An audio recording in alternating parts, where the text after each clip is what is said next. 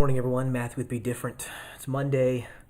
I'm trying to turn this thing around to do more daily videos, so I apologize. I've been busy in my own head with work and with everything, and I've just lost track of what's really important, and that is bringing the message every day, not only for you guys, but for myself, so I can renew my spirit and be right with God, so He gives me the right attitude and the right focus, and I focus more on what matters, and that is my wife and my family. God first, of course. So today, I want to bring you Colossians 4, 5 through 6. And it says, "Be wise when you engage with those outside the faith community. Make the most of every moment and every encounter. When you speak the word, speak it gracefully as if seasoned with salt, so you will know how to respond to everyone rightly." So the way I take this is that when you're talking to people who could even be Christian, it could be any religious faith, knowing how to approach your audience. And sometimes that can be difficult, especially if you don't know someone. So the best way to attack that is to be slow to speak and quick to listen. And that is also biblical in Proverbs, I believe. So we want to focus on what they're saying, where their heart's at, and where they're at in their walk with God. And maybe they're not in a walk with God. Maybe they're a heathen. Maybe they don't believe.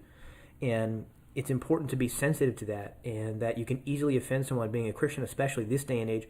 Everybody thinks, being a Christian, they can push you around, they can say what they want, you can't do anything because you're a Christian. That's not how Jesus would act.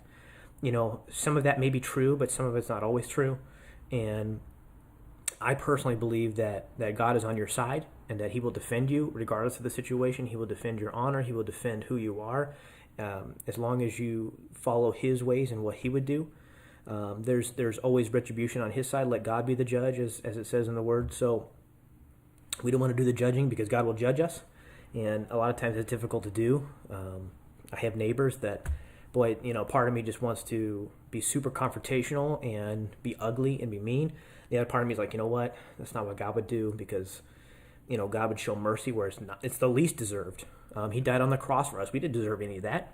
He took our sins with us. He wiped us slate clean. We didn't deserve any of that. So all this to say is, watch what you're saying to other people, as not necessarily offensively, but if your main objective, which it always should be, is to lead them to the Lord and to Christ ultimately, then to speak slowly and listen quickly and intently and really focus on what they're saying and be able to interpolate for them what it is they're feeling, or be able to find a resolution for them through God, is the most important, because you're always pointing them back. You know what?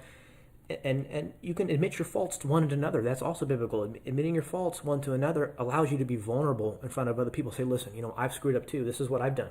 Yes, sin is sin. You know what I mean? So it's like no one is better than anyone else. So it's